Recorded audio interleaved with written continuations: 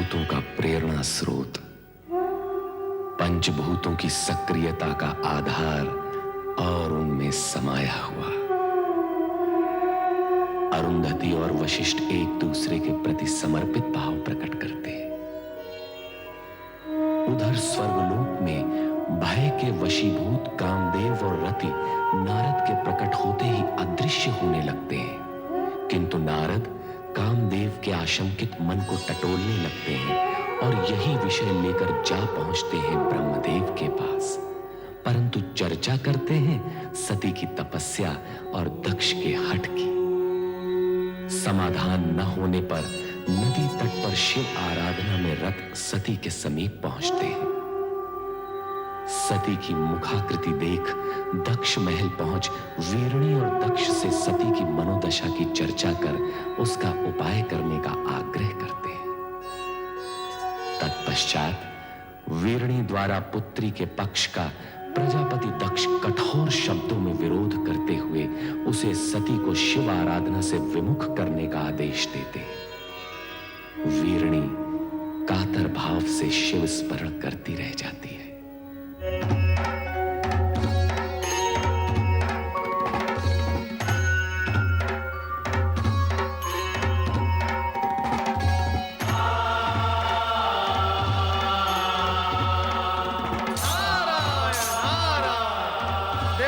सदाशिव के चरणों में नारद का प्रणाम।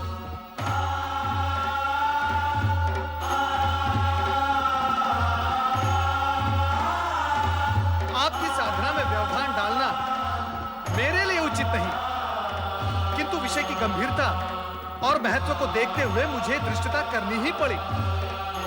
देवर्षि, जब आप स्वयं कह रहे हैं कि विषय महत्वपूर्ण और गंभीर है, तो आपने जो किया वो धृष्टता कैसे? अपने आने का मंतव्य बताइए। प्रभु, दक्ष पुत्री देवी सती अत्यधिक व्याकुल और पीड़ित हैं। मुझसे उनकी यह दशा देखी नहीं गई और मैं आपके चरणों में चला आया। उनकी पीड़ा का कारण? नारायण नारायण, ये सर्वविदित है कि आप ही नटराज हैं, किंतु हे महेश्वर, नाट्य विद्या के प्रदर्शन के लिए यह समय उचित नहीं है। सब कुछ जानते हुए भी आपका अनभिज्ञ होने का नाटक देवी सती के कष्ट में और भी वृद्धि करेगा। आप तत्काल यह बताने की कृपा करें कि देवी सती और आपके विवाह के बीच भ्राता दक्ष का विरोध रूपी विघ्न जो आ रहा है, उसे विफल कैसे किया जाए? उसका उपाय क्या है? किसी भी प्रकार की दुविधा की स्थिति में नंदाव्रती कन्याओं की कामना पूर्ति का सर्वोत्तम उपाय है। हे देवऋषि, अब ये मत पूछ बैठेगा कि नंदाव्रत क्या है। हे देवेश्वर, आश्चर्य है, सृष्टि का भार स्वयं पर लिए हुए भी आप विनोदपूर्ण वार्तालाप कैसे कर लेते हैं? नारायण नारायण। देवी सती की आराधना का परिणाम क्या निकलेगा, यह जानना मेरे लिए तो असंभव है, किंतु हे महेश्वर, आपकी लीला आप ही जाने।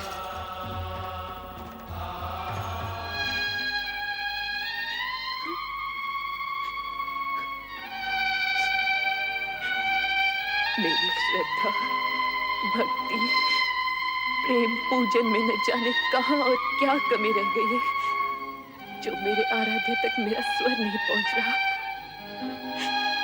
वह इस पीड़ा को नहीं समझ पा रहा जो अपने आराध्य से अलग होते हुए होती है। सती, धैर्य रखो सती, तुम्हारी प्रेम में तपस्या निरर्थक नहीं जाएगी। तुम्हारे स्वामी आएंगे, अवश्य आएंगे। ये सत्य कहती है पुत्री, तुम्हारे मन कामेश्वर अवश्य आएंगे, किंतु तभी जिस पल विधाता ने उनका आना निश्चित किया होगा। तो फिर मिलन की उस पल की प्रतीक्षा में मैं तब तक यहाँ बैठी रहूंगी जब तक मेरे स्वामी आकर मुझे स्वीकार न कर ले। पुत्री, ये बालोचित हट तुम्हें शोभा नहीं देती। चलो घर चलें।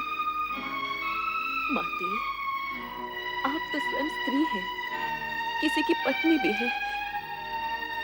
आप भी मेरी विरह जनित व्याकुलता को नहीं समझ पा रही। समझती हूँ पुत्री, किंतु तेरे पिता का क्रोध मुझे भयभीत कर रहा है। किसी अमंगल की कल्पना मुझे आतंकित कर रही है। ये हर उचित नहीं पुत्री, हर चल। नहीं माते। नारायण नारायण। प्रणाम देवर्षि। मंगल हो देवियों, मंगल हो। देवी सती, आपके लिए देवाधिदेव भोलेनाथ शिवशंकर का एक संदेश है। शीघ्र सुनाइए देवर्षि। आपके और उनके विवाह के बीच जो बाधाएं आ रही हैं, उनके लिए नंदाव्रत करना आपके लिए उत्तम रहेगा। नंदाव्रत? हाँ, मनचाहा पति पाने की दिशा में नंदाव्रत एक सिद्ध उपाय है। यही महेश्वर का कथन है। देवियों, चाहे तो आप भी इसका प्रयोग कर सकती हैं। नारायण नारायण। शीघ्र बताइए देवर्षि, इस व्रत को करने का विधि विधान क्या है? तुम लोगों को ठिठोली सुन रही है और मेरे यहाँ प्राण जा रहे हैं। माते, कृपया आप घर के लिए प्रस्थान करें और इन नटखट बहनों को भी अपने संग ले जाना। किंतु हमें भी तो व्रत की विधि सीखनी है ना माते? हमें भी तो सीखनी है। जैसी तुम्हारी इच्छा पुत्री। कल्याण हो। शीघ्र बताइए देवर्षि, व्रत की विधि क्या है? बताइए देवर्षि। नारायण नारायण। व्रत की बात शांति पूर्वक सुननी होगी। देवियों, इतनी उतावली मत बनो। मैं आपको व्रत की विधि अवश्य बताऊंगा, परंतु आप सबको मेरी एक बात माननी होगी। वो क्या देवर्षि? सबसे पहले देवी सती नंदाव्रत करेंगी और इनका व्रत पूर्ण होने तक आप सब इनकी हृदयपूर्वक सहायता करेंगे और व्रत की विधि का इन्हें स्मरण कराते रहेंगे, क्योंकि ये व्रत 1 वर्ष में पूर्ण होगा और 1 वर्ष तक तिथियों के अनुक्रम से विविध सामग्रियों से आपको भगवान महेश्वर का पूजन एवं स्मरण करना होगा। जागरण के साथ साथ उपवास भी करना होगा। अन्य विधियां आपकी बहनों को मैं अवगत करवा दूंगा, ये आपको स्मरण कराती रहेंगी। मुझ पर आपने जो उपकार किया है, उसके लिए मैं सदा आभारी रहूंगी देवर्षि।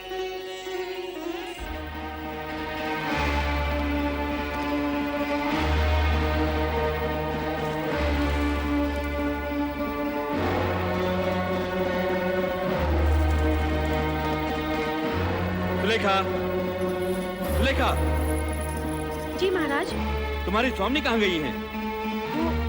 वो नदी स्नान को गई है महाराज। नदी स्नान? वो भी इस कुबेला में? नहीं नहीं, कदाचित वे राजकुमारी सती के साथ हैं। वो तो वहाँ नित्य जाती ही है ना। स्वामी नहीं आ गए महाराज। ठीक है, तुम जा सकती हो।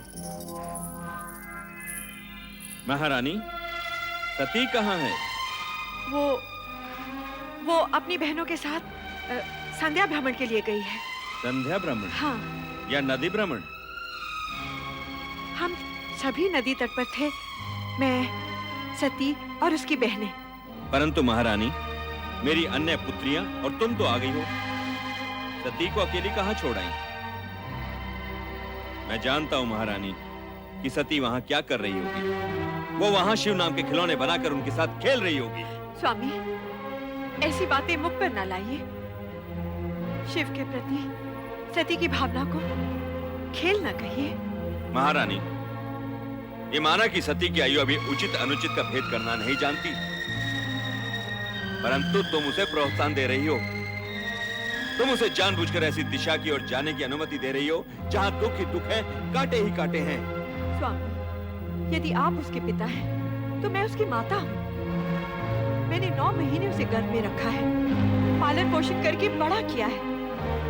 क्या मैं अपनी पुत्री को सुखी देखना नहीं चाहती? महारानी, यदि ऐसा होता तो तुम स्वप्न में भी अपनी पुत्री के लिए ऐसे पति के विषय में ना सोचती जो गृहस्थ धर्म का पालन करना ही नहीं जानता, जो पर्वत श्रृंखलाओं पर बैठा बभूति रमाए बागंबर लपेटे अपने भयंकर गणों के साथ योगियों जैसा जीवन व्यतीत कर रहा हो।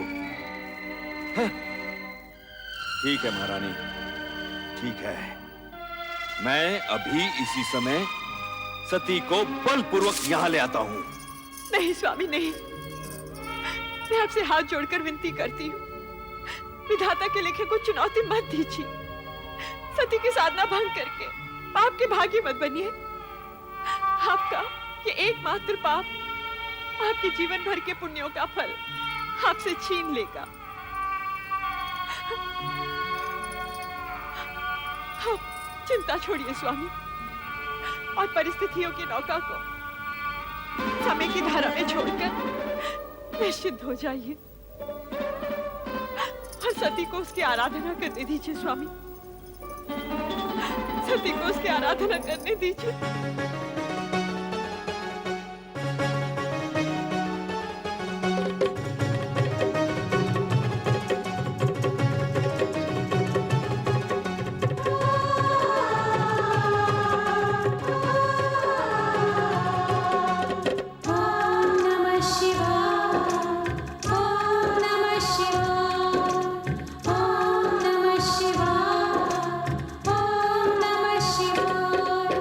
नंदा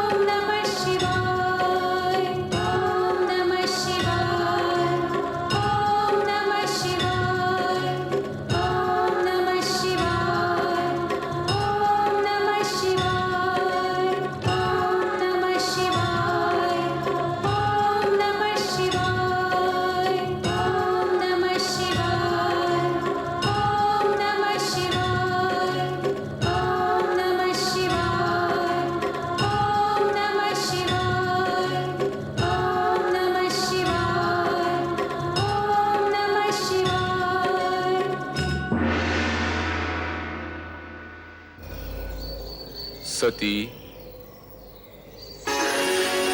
प्रभु आप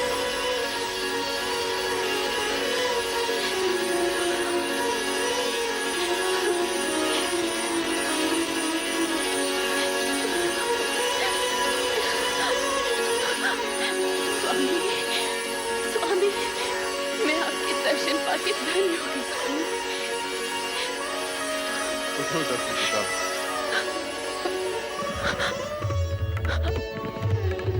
समर्पण एवं निष्ठा भाव से किए गए तुम्हारे व्रत से हम प्रसन्न हुए। कहो दक्षिणंदिनी, किस प्रयोजन से तुमने इस कठोर व्रत का पालन किया? कहो अपनी मनोकामना। तुम अभीष्ट वर की अधिकारिणी हो। मुझे अभीष्ट वर प्राप्त होगा ना भगवान? अवश्य होगा। कहो दक्ष पुत्री, क्या इच्छा है? हे सर्वज्ञ सर्वव्यापी अंतर्यामी, मेरे मन का सत्याग से छिपा नहीं।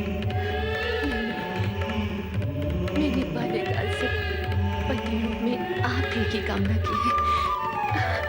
इसके अतिरिक्त और कुछ भी इच्छित नहीं है भगवान। तथास्तु। सती, तुम्हारा और हमारा अभीष्ट भिन्न नहीं है। तुम्हारा अर्धांगिनी रूप ही जगत के लिए कल्याणकारी होगा। मैं धन्य हो गई प्रभु, मैं धन्य हो गई। मेरे अभीष्ट और अपने वरदान की पूर्ति के लिए प्रभु आप शीघ्र ही मेरे पिताश्री से इस संबंध को निश्चित कर विवाह का आयोजन करें। ऐसा ही होगा प्रिय।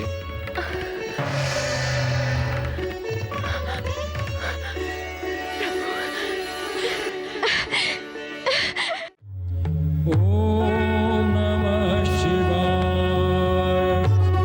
ओम नमः शिवाय। ओम नमः शिवाय। ओम नमः शिवाय। ओम नमः शिवाय। ओम नमः शिवाय। ओम नमः शिवाय।